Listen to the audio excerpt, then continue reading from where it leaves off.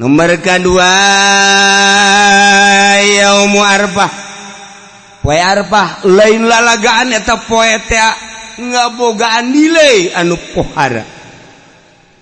Lantaran di mana terjadi poe Arfah yubahillahu taala malaikatah.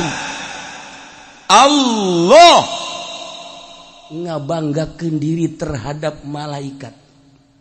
Cek Gusti Allah ya malaikati unzuru ila ibadi ja'u susan gubron. Deuleu kumaraneh hamba-hamba aing anu dararatang di berbagai penjuru negara, di pelosok-pelosok dengan penuh karudinan. Poean Arfah mah di Mekah ngan sakadar make dua helai. Eueuh nu make jas, eueuh nu make dasi teu berarti di hareupeun Allah mah jas jeung dasi. Kedeul banget lagi eueuh nu make endeu ka Arfah asup ka salon teh aya. Eueuh, tah dek apel ka salon mah. Ka Allah mah ruwag ruwig tur kedewul boro-boro ngurusan awak bugu baju ge teu dipake ngan saukur dua helai. Cek Gusti Allah, hei malaikat pandang ku anjeun qad anfaqul amwal nyana daratang ka Arfah aya nu ngajual sawah, aya anu ngajual mobil, aya anu ngajual buruan imah, aya anu ngajual kebo berikut jeung anak kotokna tuh menghormati ka aing kabeh ge hayang. Lain bae nu ngoran nini bengking tuh deuleu Gusti. Aki-aki deuleu dararata. Hayang nyaos ya malaikat tuh. Nini itu mah tuh embe dijual, kotok dijual. Buruan imah dijual jeung anak-anak kotokna. Nah, menghargai ka aing, hayang kapanggih jeung aing. Ternyata horenganan di negara nama pamarentah eta teh horeng ngaleglegan duit nyana. Nyana mah ngajual anak kotok, tapi negara mah geus sakean juta asal tanda tangan haji meunang. Pikir ku sia. Coba malaikat. Aneh tante. Lamun nyana ngajual anak kotok hayang kapanggih jeung aing, kumaon peta bupati hayang menang jatah. Ku goblok-goblokna bupati. Ku goblok-goblokna presiden. Tuh anak kotok dijual hayang kapanggih jeung aing nyana meuli Lexus tolong teh coba. Tapi eta mah dikitu, di Amerika lain di urang. Di Amerika tuh mana? Di Amerika begitu.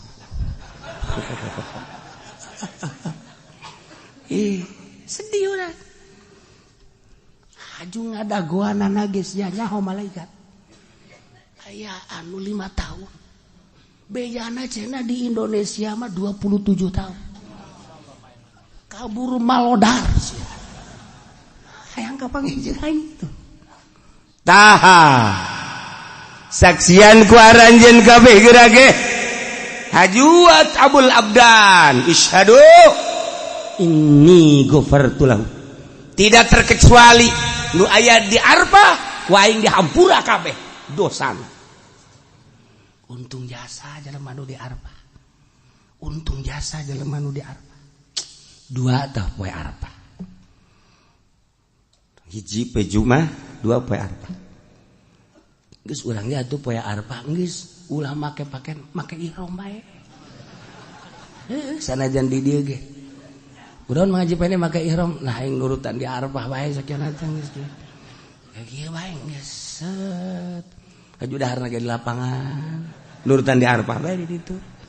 Ulah nyisiran banan kayak anakna mawa ka grogol misalnya.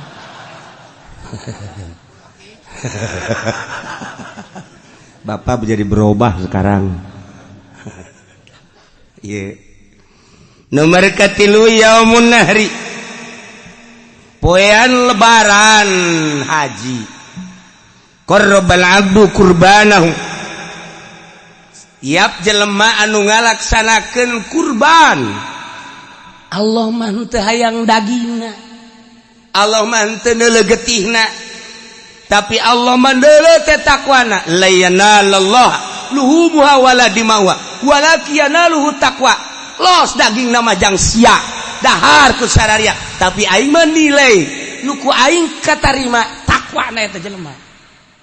Fa awwalu qatratin qatarat minal qurban takunu kafaratan likulli dzambin amilahul abdu. Setiap tetesan getih nu nyek celekatana nu dipencit ku hiji jelema maksudna korban eta teh ngajadikeun pangampura dosa. Setiap tetes trak mangkaning sabaraha gelaseut getihna. Ieu getih sacek celek bae geus suara jasa. Ieu lah poe lebaran. Mulia jasa. Teu bisa urang kuari mah moejit korban kuari teu bisa. Di luar bulan haji urang mencit korban teu bisa. Eta mah ngan sakadar poe eta we poe lebaran jeung tasrek 3 poe. Lamun jelema boga duit kemudian henteu mencit korban, rugi jasa. Rugi jasa. Lantaran keur ditongton ku malaikat. Kararieu be malaikat. Coba tuh si haji itu, tuh si haji itu. Boga sebenarnya namanya duit. Pan bangunan nyokotan daging bae.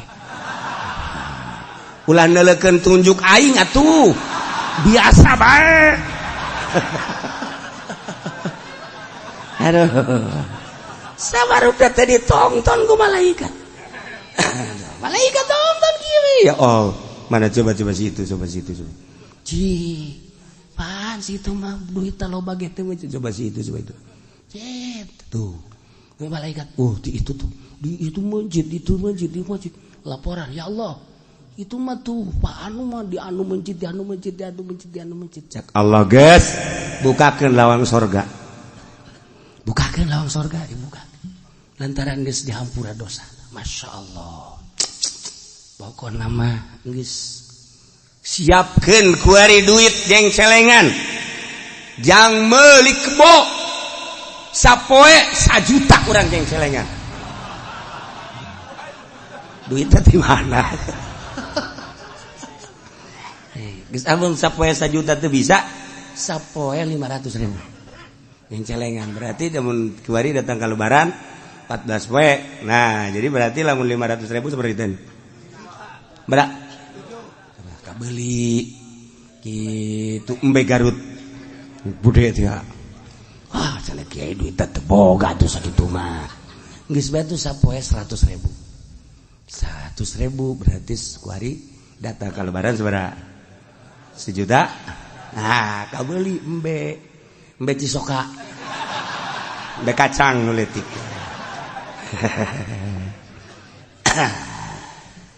Geus kuari mah lamun jadi tukang ojek, ngojek kuari sapoe-sapoena. Tah duit gojekna sing meunang 1 juta ceng celengankeun. Cek tukang ojek di mana horeng kiai. Boro-boro meunang 1 juta. Kadang-kadang babaturan mah nuhunnya. Sial teh babaturan. Emang ge ai babaturan mah numpang, nuhunnya. Urang heuheuh eta tukang ojek teh. Atuh biasa we tapi lamun aya jahe mah.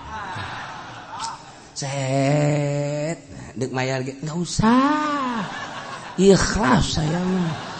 Udah jadi langganan aja dah. Saya mah ridho.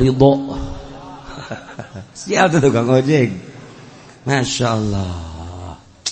Geus mah deui teu puguh karu. Eueuh logak naon direm. Hut, karasa yang nyenud gak dia. Atau kak ojek itu bareres. 2, 3, 4 yaumul fitri. Poe lebaran fitri. Eta teh lain sembarangan poe. Lantaran diawali ku puasa. Setelah selesai puasa sebulan. Nyana seakan-akan dek nyokot gaji berangkat timah masing-masing ke masjid untuk mengambil gaji. Cek Gusti Allah, syahidukum ini qad ghafartulah. Kaing dihampura opat hiji poe Jumat ngeunggus kolot manggeus bae. Geus poe Jumat ulah ka mana? Geus kolot bang geus bae poe Jumat ulah ka mana? Ulah ka masjid-masjid di imah bae. Teu beres teh kolot. Poe Jumat, yaum Arfah, lebaran, haji jeung lebaran titip. Poe nu opat eta mah lain sambarang. Geus disunahkeun di jero bulan haji teh urang puasa sunnah, puasa Arfah bae. Masya Allah, pohara ya Arfah lain lalagan. Puasa Arfah teh eta puasa nu ganjarana pohara jasa. Antara aya hiji carita budak ngora. Eta budak ngora neueun bulan bae. Begitu tanggal hiji bulan haji langsung nyana puasa. Puasa tanggal hiji nya mah selain Arfah deui di tanggal hiji. Cek Kangjeng Nabi, mayahmiluka ala syami hadhil ayam. Kunaon maneh ieu muasaan poe ieu? Cek eta anak muda bi abi wa ummi anta mufda ya Rasulullah. Inna ayyamul masyair wa ayyamul haj. Masallahu ayyushikani fi du'aihim. Ampura Gusti Rasul. Abdi mah ieu nu mantap puasa ge sugan berganjar bae. Emang lantaran inget nu di Mekah. Di Mekah teh ieu poe teh ayyamul masyair wa ayyamul haj. Diakhiri ku Arfah tanggal hiji geus siap-siap di Mekah teh menunggu diberangkatkeun ka Arfah. Di sarariap nungguan diberangkatkeun tanggal 8. Langsung diberangkatkeun tanggal 9 wukuf. Masya Allah. Abdi mah Gusti Rasul henteu ka Mekah. Tetapi jelema di Mekah teh kapan ngadaroa. Sedangkan doa na anu di Mekah nu di Arfah teh di tanggal 8 tanggal 9 moal datang ka misle kabeh diijabah ku Gusti Allah. Ku agungna poe Arfah jelema ngadoa diijabah. Abdi mah pan teu ka ditu. Geus abdi puasa sugan bae. Abdi dihijikeun doa-doa nu di Arfah. Engke bisa nyedot ka puasa abdi. Sakumaha beusi persani we gitu. Sedot. Tah doa jelema nu di ditu ngadoakeun ka nyarana masing-masing oge ka muslimin muslimat sadunya. Sugan bae abdi keur puasa mah. Tuh. Ja abdi mapan ka ditu henteu. Kemudian atuh hayeuna mah kitu abdi mah jaga we henteu di dieu. Geus bae atuh abdi mah rek puasa abeh akur ganjarana. Kumaha teh cak Kangjeng Nabi? Cak Kangjeng Nabi masyaallah. Fa innalaka bikulli yaumin tasumuhu adlam mi'ati raqabatin. Sanyanyana tetep ka anjeun. Anjeun dibere ganjaran unggal poe nu ku anjeun di puasaan eta sabanding jeung ngamerdekakeun 100 abid sapoe. Wa mi'ata mi'ati badanatin jeung 100 onta, mi'ati parosin jeung 100 jaran yakni kuda yuhmalu alaih fisabilillah anu dipake perang di jalan Allah. Kabita jasa ganjaranana. Atuh maneh mah dibere ganjaran sarua jeung ngamerdekakeun 100 abid. Sarua jeung boga onta 100, boga kuda 100 diberangkatkeun jang perang fisabilillah. Tah ganjaran hiji ge pohara jasa sabilillah mah syahid atuh komo ieu 100. Tah nu bantak lamun jelema geus dibejaan ganjarana model kitu haju teu daek puasa goblok. Goblok tah. Madak dek dileukeun awas. Awas ke minggu hareup lamun kadeuleunah teu popoyong kodan lemes teu leuleus berarti teu puasa. Geus kuduna kieu nyiduh mah.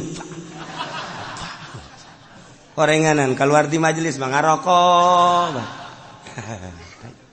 Ieu nu madak dicaritakeun ge supaya daek puasa. Lain lalagaan ganjaran masyaallah kan. Mudah-mudahan urang kabehan dibere sehat, dibere jag-jag, dibere kuat ngalaksanakeun puasa. Poean kahiji tanggal hiji Perbo. Ieu lamun urang puasa ghafarallahu fihi. Lantaran poe eta teh Allah ngahampura ka Kangjeng Nabi Adam alaihi salam.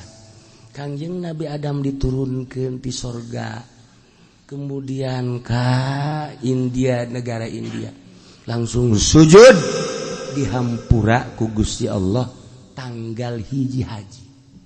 Disman shoma dzalikal yaum ghafarallahu lahu kulla dzambin. Saha jelema nu puasa tanggal hiji bulan haji dihampura sakabeh dosana eta jelema. Ya Allah ya Rabb. Poean kadua istajaballahu doa Yunus alaihi salam. Kangjeng Nabi Yunus kabur ti nagara kitu Yordan. Tidinya Kangjeng Nabi Yunus berangkat naik kapal lantaran henteu izin heula ka Allah di negara Ninawa. Kangjeng Nabi Yunus disiksa ku Allah dengan cara diragagkeun ka laut. Diragagkeun ka laut tapi lauk nun geus dititah ku Gusti. Hei lauk, hamba aing ngaran Yunus, poe ieu deuk dibalangkeun. Caplok ku sia, awas ku sia, lecet, siksa sia poe. Wah, cek Kangjeng Nabi cek lauk nun, waduh, aing betilok kos kieu sebenarnya mah. Ieu mah bahaya jasa sakana. Geus kieu bae salat. Begitu dibalangkeun geus langsung salat bae ka jero laut. Cak Kangjeng Nabi Yunus, jaim mah jero laut. Ieu hatena ieu. Ieu ansangna ieu. Ansang ta insang. Les ya sok jasa abong jualan lauk teh ya. Nah, geus kita badongengna Kangjeng Nabi Yunus mah akhirnya Kangjeng Nabi Yunus dikaluarkeun fa akhrajahu min batil hut. Dina tanggal 2 haji dikaluarkeun. Terus sakumaha orok kaluar ti rahim indung. Teu daya teu upaya, masyaallah. Mantak man shoma zalikal yaum kana kaman abadallaha taala sanatan lam yasillah bi ibadatillah tarfatain. Sajelema nu puasa poean kadua maka Allah bakal mere ganjaran percis kos jelema ibadah ka Gusti Allah sataun teu maksiat sakicep-kicep acan. Geus dikitu-kitu ge tetep bae aing kuat moal nya ieu. Aing puasa ulah ieu nya. Mangkaning aing mah di pasar. Mangkaning aing mah di pabrik geus uji bae nya. Kurang yakin. Kuduna yakin aing mah paeh geus pokona. Tilok aya dongengna puasa paeh. Lah geus pokona puasa gitu. Datang ke jam 10 cak nya tuh. Leutik jasa kayakinan ada. Poean katilu istajaballahu fihi doa Zakaria alaihi salam. Allah ngaijabah kana doa Kangjeng Nabi Zakaria mendak man shoma dzalikal yaum istajaballahu doa. Sajelema nu puasa tanggal 3 bulan haji lamun pun tapenta ka Allah langsung diijabah. Geus tanggal 3 asal urang puasa poe eta menta diijabah. Ngan aya nu dibere langsung di dunia, aya nu diengkekeun di akhirat. Masalahna beusi teu kuateun di dunia. Dibere tak aju dipake abrut-abrutan. Cak Allah moal aing mah mendingan engke bae di sorga.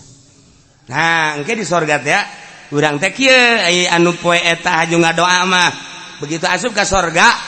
Nah ieu mah ganjaran-ganjaran anu sejen. Nah ieu mah waktu maneh tanggal 3 bulan haji menta hayang dunya, hayang ka beuli mobil. Nah ieu ganjaranna tah mobil kijang tah.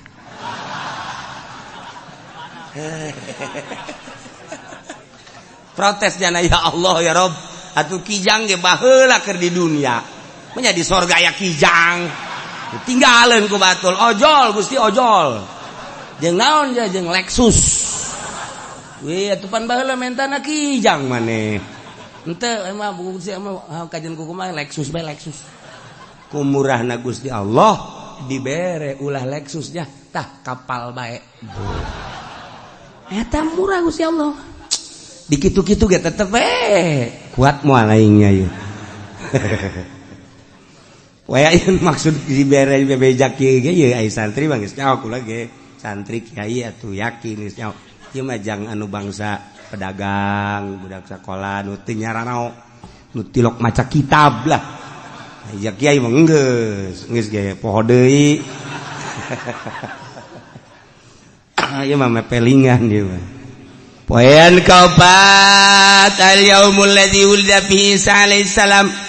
Kangjeng Nabi Isa dilahirkeun tanggal 4 bulan Zulhijjah.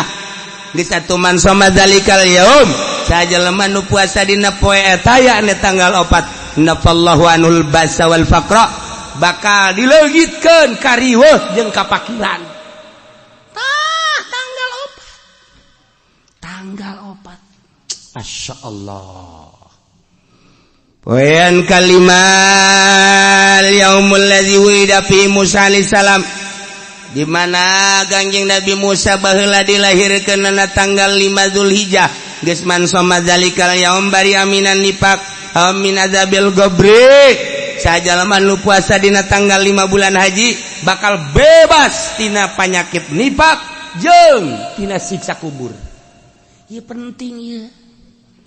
Pilihan bae atuh urang tah. Tanggal hiji tanggal 2 iya aing mah tanggal 5 bae geus lah. Resep jasa aja aing mah ieu.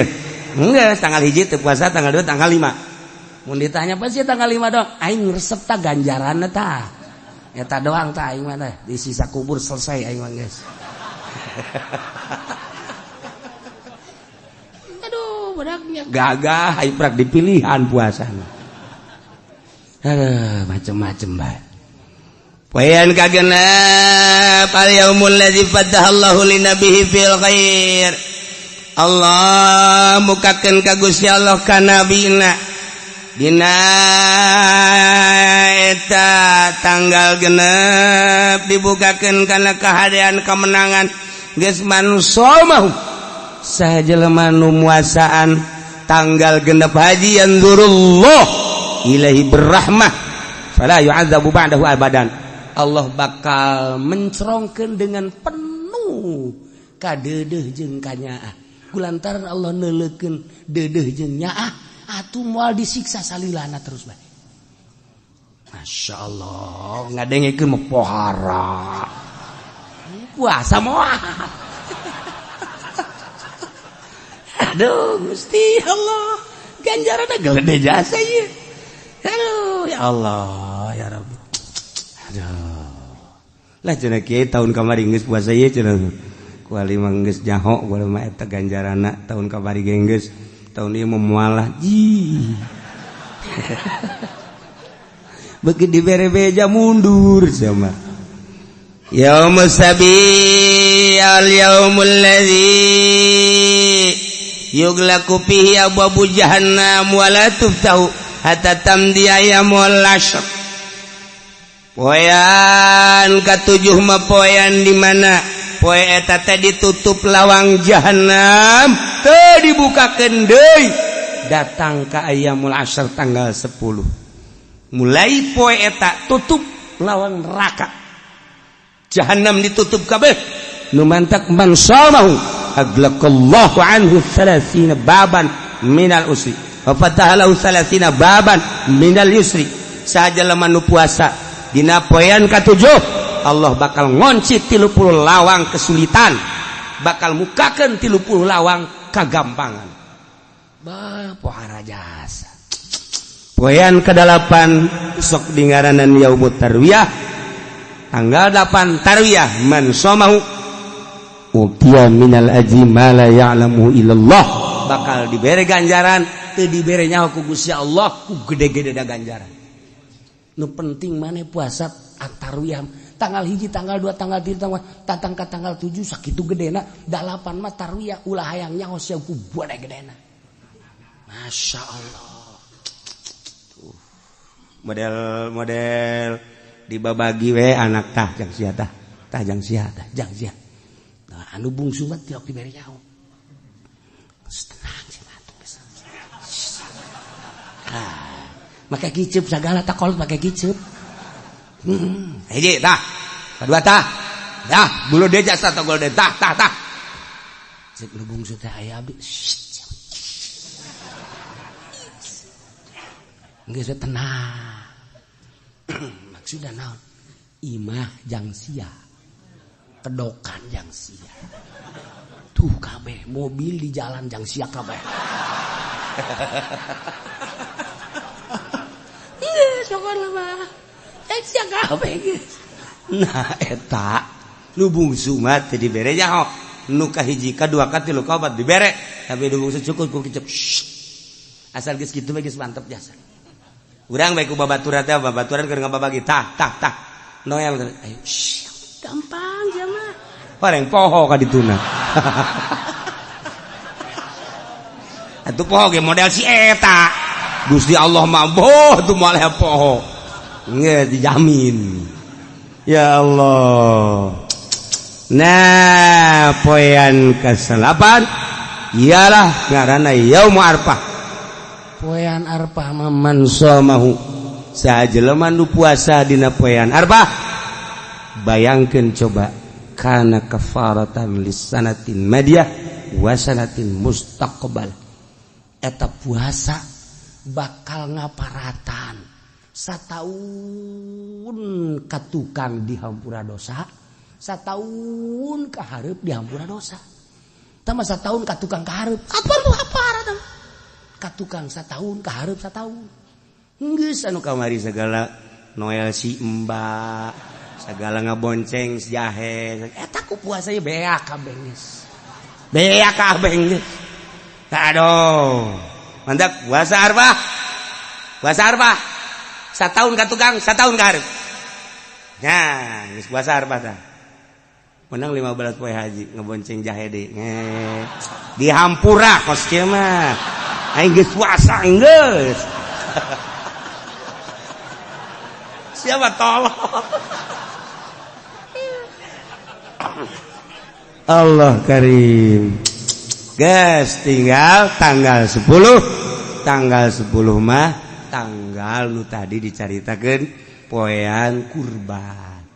Urang berangkat ke masjid, siapkeun mencit kurban.